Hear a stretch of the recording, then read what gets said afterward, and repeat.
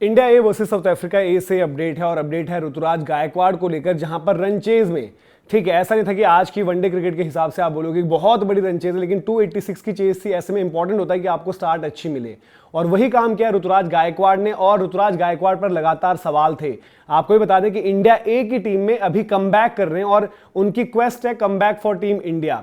अब यहां पर एज एन ओपनर खेल रहे हैं, जो हमने पहले डिस्कशन की थी, तो बात ही हो रही थी कि शायद मे बी, क्योंकि प्रभ सिमरन ऑलरेडी थे एज एन ओपनर वहां पर, तो प्रभ और अभिषेक अगर ओपन करते हैं तो देन तिलक वर्मा जो कि वाइस कैप्टन है, और सॉरी कैप्टन है, वो आपके नंबर 3 हो जाएंगे, और ऋतुराज गायकवाड़ जो वाइस कैप्टन है वो आपके नंबर 4 पर हो सकते हैं। लेकिन यहां पर जो है बैटिंग ऑर्डर अलग था, और जो ऋतुराज डोमेस्टिक में अपनी टीम महाराष्ट्र के लिए ओपन करते हैं, यहां पर भी ओपन ही आए थे और अभिषेक इनके साथ ओपन कर रहे थे। अभिषेक आउट हो गए, लेकिन ऋतुराज ने पारी को संभाला। अच्छा, 1 डाउन पर प्रमोशन आपको दिखा, रियान पराग 1 डाउन आए, और 2 डाउन नंबर 4 जो कि वैकेंसी खाली है अभी, क्योंकि श्रेयस अय्यर चोटिल हैं, तो वहां पर खुद तिलक वर्मा कप्तान आते हैं। आपको याद आएगा ईरानी कप में भी जब रजत पाटीदार की कप्तानी में ऋतुराज गायकवाड़ खेल रहे थे, तो वहां पर भी वो नंबर 5 आए थे और रजत पाटीदार खुद 4 आए थे, लेकिन वहां पर वो मौका भुना नहीं पाए थे। लेकिन ऋतुराज गायकवाड़ ने यहां पर जो है मौका पूरा का पूरा कह सकते हो आप कैपिटलाइज किया है, शतक मारा है। 50 रन तक जब वो गए थे तो रन बॉल उनका 50 था, और उसके बाद ही बैटिंग उन्होंने समझदारी भरी करी। तिलक वर्मा आए, थोड़ा सा फंसे हुए खेल रहे थे, लेकिन वहां पर भी पार्टनरशिप लगाई। उसके बाद जो है ईशान किशन के साथ भी एक अहम पार्टनरशिप लगाई, और टीम इंडिया को जो है रनचेज में आगे लेकर जा रहे हैं। और जो हम बात करेंगे ऋतुराज गायकवाड़ का, अगर आप हाल फिलहाल का देखें वक्त, और जो इंजरीज उनको हुई थी, पहले आईपीएल में बाहर हुए, उसके बाद कमबैक की जब बात आई थी, तो इंडिया ए में आपको याद होगा जो इससे पहले ऑस्ट्रेलिया वाली असाइनमेंट थी, वहां ना लाल बॉल की क्रिकेट में थे, ना ही सफेद बॉल की क्रिकेट में थे। फिर उसके बाद डोमेस्टिक में जो उन्होंने मेहनत करी, और उसकी तैयारी शुरू हुई थी बुच्ची बाबू से, जहां पर उन्होंने 100 किया था। उसके बाद वेस्ट जोन की तरफ से जो उन्होंने एक तरीके से इंपॉर्टेंट नॉक खेली थी दुलीप ट्रॉफी में, वहां पर बड़ी जबरदस्त पारी आई थी, और उस पारी के बाद जो है उन्होंने पीछे मुड़कर नहीं देखा। उस पारी में आप देखेंगे उस लाइनअप में श्रेयस अय्यर भी थे, यशस्वी भी थे, लेकिन उनके रन नहीं आते। हालांकि वेस्ट जोन वो मैच हार जाता है, उसके बाद रेस्ट ऑफ इंडिया की गेम जहां पर रेयर फेलियर।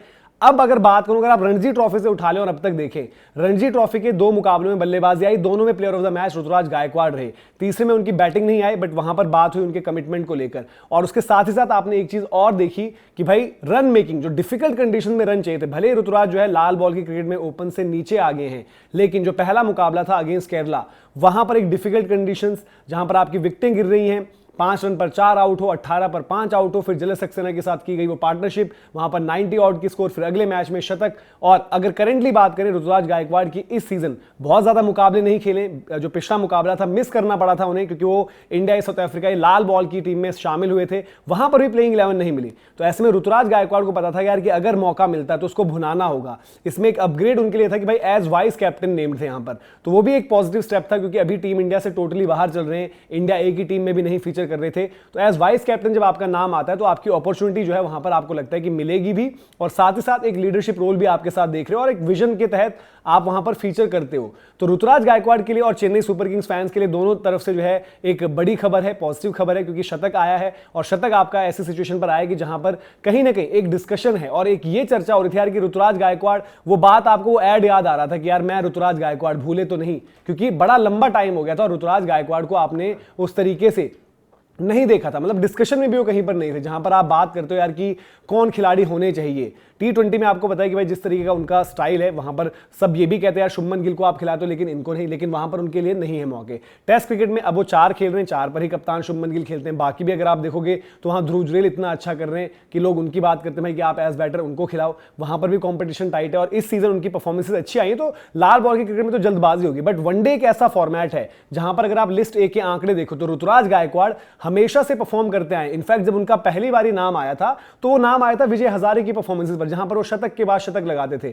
बीता सीजन उनका थोड़ा सा ठंडा गया, बट लिस्ट ए में अभी भी अगर आप देखेंगे तो एवरेज करते हैं 55 प्लस। और अगर आप अभी रणजी का जो सीजन चला है, जिसमें मैंने बोला कि भाई 2 मैचेस हुए जहां पर उनकी बैटिंग आई, तो वहां पर भी उनका एवरेज चल रहा है 149। तो अगर आप टोटल मिलाकर देखो तो 150 प्लस का एवरेज कर रहे हैं, क्योंकि अभी भी ये शतक जो हम बात कर रहे हैं, जिस तरीके से उन्होंने लगाया है, जहां पर टीम की जरूरत थी, तो वो बड़ा अच्छा उन्होंने किया। और साथ ही साथ अब चेन्नई से भी ये है ना डिस्कशन, पिछले सीजन हमने देखा था कि वो बैटिंग ऑर्डर में नीचे हो गए थे, नंबर 3 खेल रहे थे, बट सबको ये पता है यार कि उनकी बेस्ट पोजीशन जो है, अगर आप देखेंगे चेन्नई के लिहाज से भी और उनके भी लिहाज से, व्हाइट बॉल क्रिकेट में वो ऊपर ही है। तो इस सीजन क्या वो जो जोड़ी है संजू सैमसन ऋतुराज गायकवाड़ की जोड़ी बनेगी, या फिर संजू ऊपर खेलेंगे और ऋतुराज गायकवाड़ जो है जिम्मेदारी के तौर पर वहां पर नंबर 3 होंगे, क्योंकि आयुष महात्रे भी इनके पास हैं। आयुष महात्रे जो यंगस्टर उनको आप ओपन देते हो या किस तरीके से वहां पर देते हो सिचुएशन, वो आपको देखनी होगी। ये उनकी हाल फिलहाल की आप परफॉर्मेंसेस देख लीजिए, जिस तरीके से उन्होंने पारियां खेली हैं, शतक वो लगा रहे हैं, तो कमाल की पारी रही है। जब हम बात कर रहे हैं 117 पर नॉट आउट है, एक रन चेज में टीम इंडिया का 4 जहां पर जो है संभाला हुआ है, कप्तान आउट हुए तो उप कप्तान जो है उस भूमिका को निभा रहे हैं।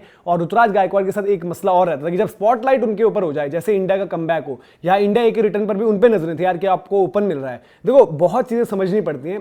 प्रभ सिमरन को आपने नहीं खिलाया, आपने ईशान किशन को खिलाया, चलिए ठीक है। हम जो कह रहे थे यार कि नंबर 4 एक बार देख लो ऋतुराज को, क्या पता भविष्य में विकल्प बन जाए, टॉप ऑर्डर की भी बैटिंग कर लेते हैं, बीच में भी खेल लेंगे। अजिंक्य रहाणे भी वो काम करते थे। लेकिन अगर ऋतुराज का फेलियर होता, देखिए अभिषेक का फेलियर होगा, किसी ने प्रभ सिमरन के लिए नहीं बात करी, बट कहीं अगर ऋतुराज फेल हो जाते तो ये चर्चा जरूर होती है यार कि प्रभ सिमरन को बाहर बिठा दिया, उसने ऑस्ट्रेलिया ये वाले तीसरे वनडे में तेज तरार शतक मारा था, उनके पास वो इंटेंट भी है। तो ऋतुराज गायकवाड़ ने इंटेंट से 50 बॉलों पर 50 रन, वनडे की गेम में सवाल नहीं है, अच्छी पारी खेली, उसको कन्वर्ट कर दिया बड़ी पारी में। कन्वर्जन भी जो उनका जिस तरीके से लिस्ट फॉर्मेट में वो आपको बताता है कि द मोमेंट उनको स्टार्ट मिलती है तो उसको कन्वर्ट करते हैं एक बड़ी पारी में। तो ऋतुराज गायकवाड़ जिस तरीके से बैटिंग कर रहे हैं, जिस तरीके से इंडिया के लिए कमबैक की बात चल रही है, वो अभी दूर है। लेकिन आपको क्या होता है भाई कि आपके हाथ में जो चीज है, आपको जो टास्क मिला हुआ है, उसको आप किस तरीके से निभा रहे हैं, तो उसको जो है वो पूरा जो उनका कमिटमेंट है, चाहे वो लाल बॉल की क्रिकेट खेलना हो, चाहे वो आपको यहां पर जब मौका मिला हो उसको भुनाना हो, तो उस हर एक बॉक्स को टिक कर रहे हैं। और चेन्नई सुपर किंग्स के लिए हम जो बात कर रहे हैं कि वहां पर कप्तानी रहेगी, इस सीजन खेलेंगे भी। और चेन्नई कहीं ना कहीं इस सीजन जिस तरीके से टीम अपनी बना रही है, महेंद्र सिंह धोनी को एक फेयरवेल देने की तैयारी है कि भाई जीत के साथ हो। और ऋतुराज गायकवाड़ का भी एज जो कैप्टन भी स्ट्रेचर है, क्योंकि फिर जब आप जीत जाते हो तब डिस्कशन एक अलग होती है। कभी भी आप देखें जब आईपीएल में हम बात करते हैं, जो टाइटल जब उठाता है कप्तान को, चाहे वो श्रेयस अय्यर रहे, चाहे वो हार्दिक पांड्या रहे, देन आप जो है डिस्कशन में उस तरीके से आ पाते हो। तो उनको इंश्योर करना है, परफॉर्मर तो जबरदस्त रहे हैं, कंसिस्टेंसी उनके साथ एसोसिएट करते हैं, बट अभी भी जैसे हम वो बात करते हैं भाई कि आज की तारीख में ऋतुराज पर सवाल ज्यादा होते हैं। T20 जब शुरू होगा आईपीएल या फिर अभी सैयद मुश्ताक में आप उनको देखोगे तो वहां पर बात ये भी होगी कि भाई आप इनका स्ट्राइक रेट कैसे देखते हो कि या एंकर कर रहे हैं इनिंग्स को, अब जमाना बदल गया है। तो सारी की सारी चीजें, सारे के सारे फैक्टर्स हैं। लेकिन अगर बात करें इस मुकाबले की तो यहां पर दोनों तरफ से अगर आप देखें, ठीक है, बाद में जो हम कंडीशंस की बात कर रहे हैं सुबह तो जो है साउथ अफ्रीका ए के बल्लेबाजों के लिए मुश्किल हुआ था, उन्होंने कोलैप्स देखा, 16 पर 4 से रिकवर करके जो 285 तक पहुंचे वहां पर। लेकिन इंडिया ए की तरफ से ऋतुराज गायकवाड़ ने इंश्योर किया कि ये पोस्ट मैं होल्ड करता हूं और आपको दिक्कत की कोई भी बात नहीं होगी, कोई आपको टेंशन नहीं लेनी है, कोई घबराहट नहीं है। ऋतुराज गायकवाड़ यहां पर खड़ा है, बाकी सामने वाले एंड से आप बस साथ दो। ये रनचेज ऐसी है जो मुझे मतलब लिस्ट है सफेद बॉल की क्रिकेट, वनडे वाली जो क्रिकेट है उसका कैलकुलेटर मेरे हाथों में है, तो मैं उस तरीके से उसमें कोई भी दिक्कत, कोई भी गड़बड़ टीम के लिए नहीं होने दूंगा। तो ऋतुराज गायकवाड़ की इस पारी पर आप क्या सोचते हैं? क्या आपको लगता है कि भाई उनके लिए भी उस तरीके से चर्चा होनी चाहिए जो हम बात करते हैं कि बाकियों के लिए तो बड़ी बात हो जाती है, काफी लोग मजाक भी उड़ाते हैं कि जस्टिस फॉर ऋतुराज, और आपने वहां पर संजू भी रख दिए तो सारे जस्टिस आपने रख लिए, बट कहीं ना कहीं ऋतुराज गायकवाड़ के साथ भी थोड़ा सा कह सकते हो आप कि जब वो पीक पर थे, ऑरेंज कैप जीत रहे थे, आईपीएल जिता रहे थे, मौके नहीं मिले। जब उनको मौके मिले तो T20 क्रिकेट में थोड़ा पीछे हो गए थे, बाकी के ओपनर्स की एक्सप्लोसिवनेस ऊपर हो गई थी। लेकिन अब जैसा वो परफॉर्म कर रहे हैं इंडिया ए में, ठीक है, बिल्कुल उनकी जगह बन गई है और इंडिया ए लगातार अच्छा करेंगे तो इंडिया भी दूर नहीं। कमेंट सेक्शन में जरूर बताइए। फिलहाल अभी के लिए आपसे लेते हैं इजाजत। जय हिंद, जय भारत।